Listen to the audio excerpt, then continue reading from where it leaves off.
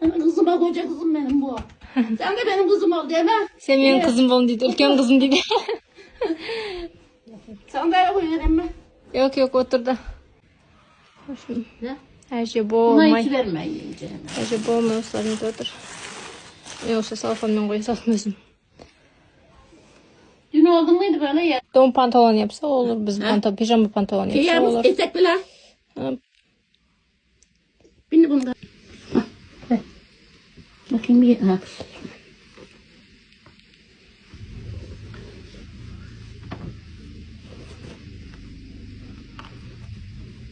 Dur. Yakında dur. Bunu ben hediye ettim Allah'a. Sensin koran al ditme. Rahmet. Ha bakın mama. Takasın da dedi osnay. Takınırım diyor. Devamına kadar. Bakancam be ya. Şimdi bağlanayım diyor. Annem nasıl takıyor? Annem böyle takıyor.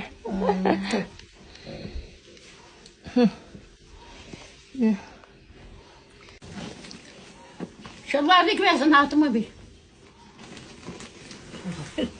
Şalvar tık versin dedi. Ha. Ne sağ ol. Gel de git be. Ha? Tamam vermegenine bir an yatır. Yok bir şey nene. Suyluğunda al. Aman bu. Hayırlı yolculuklar versin Allah, tamam mı? Allah colamandan Hakkını besliyor. helal et. Deyver.